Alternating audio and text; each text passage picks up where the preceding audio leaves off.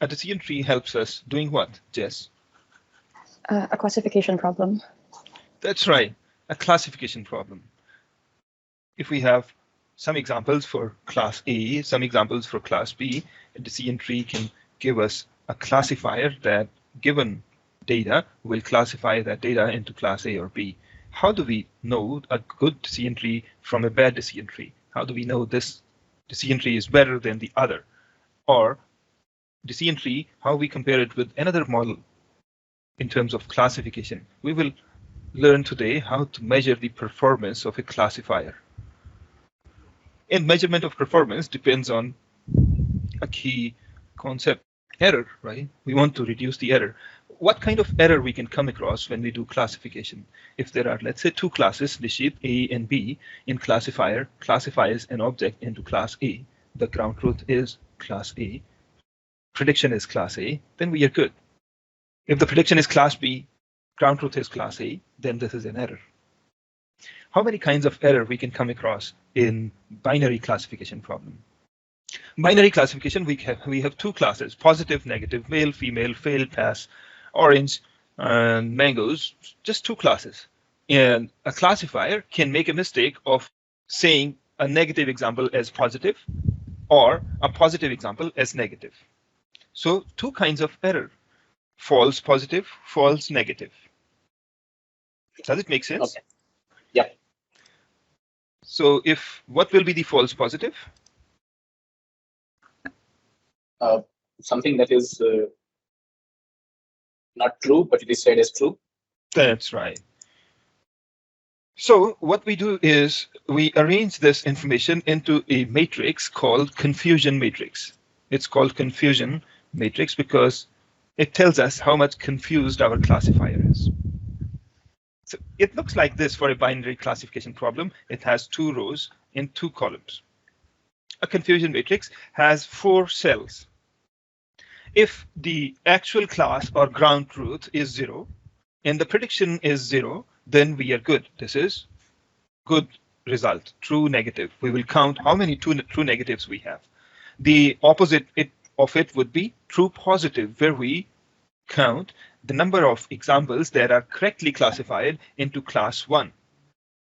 Prediction is 1, class is 1, true positive. The other red colored 2 cells are number of errors. If actual class is 0, but we say it is 1, the classifier or the decision tree predicts that it's 1. In that case, its prediction is false, right? Prediction is positive, actual is negative. So this is false positive. We are going to count false positive. How many do we make false positive predictions? And then false negative. Actual class is positive, prediction is negative. So we will count how many of them that we predicted are false negatives. Combining false negative and false positive gave us the total number of misclassified examples. So 2 good things, true negative, true positive, 2 bad things, false positive, false negative. These 4 numbers can give us a way to look at the performance and goodness of a classifier. Are we good? Yes, Professor. It makes sense, right? For a classifier, what will happen if we have more than 2 classes? How shall we measure the goodness of a classifier in case of more than 2 classes? For 2 classes, we have confusion matrix. What shall we do for 3 classes, let's say? Arjun? Don't we just add another column or row to the confusion matrix? Exactly, another column and row. For each class, we will have a row and column. Columns represent predictions, rows represent ground truth or actual values. And that's all there is to measure the performance of a classifier using confusion matrix. What do we do with these numbers? Number 1, we can calculate the accuracy of a classifier. So good things, true negative, true positive, divided by all numbers is going to be the accuracy. The other measures are precision and recall. Recall of a classifier is a fraction, true positive divided by true positive and false negative. Precision is a fraction between 2 numbers, true positive divided by true positive plus false positive. Precision and recall are good ways to measure how good our classifier is doing for false negatives recall, false positives precision. Some cases we are more sensitive for false negatives. For example, I'm going to get tested for some disease, then false positive is okay for me, but false negative will give me a wrong sense of health. I have a disease, but test says I don't have that disease, and that can be detrimental to my health and future or my chances.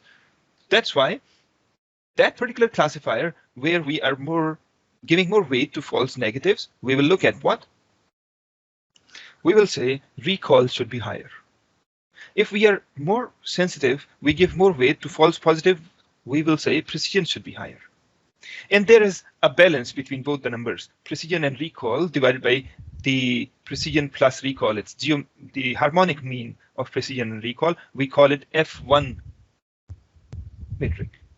So you use these numbers to talk about and characterize your classifier. What is the classifier here? We are talking about, Rangita, decision trees, right? Yes. Can we apply this to other classifiers as well? Not sure about it. Yes, for sure. We can, the confusion matrix and related concepts of precision recall and F1 measure are general concepts that are applicable to all classifiers. Wherever we see a classifier, we are going to talk about their performance in terms of precision recall, F1 measure, confusion matrix, true positives, false positives. These are the numbers that let us characterize and evaluate a classifier. Any classifier. We will learn many others. We just learned decision trees. Before that, we did what?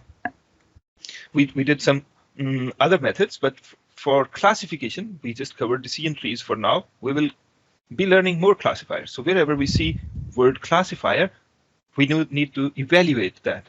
Performance of the classifier will be evaluated using confusion matrix. And then from the confusion matrix, we will get some numbers, precision, recall, F1 measure, true positive rate, false positive rate. And we use these numbers to characterize. Every number has some background and concept behind it. Sometimes we don't want to classify things equally, like in a binary classification, if we are classifying disease, no disease, or if we are classifying crime, no crime, or if we are classifying fraud, no fraud, then these cases, no fraud is going to have some cost, right?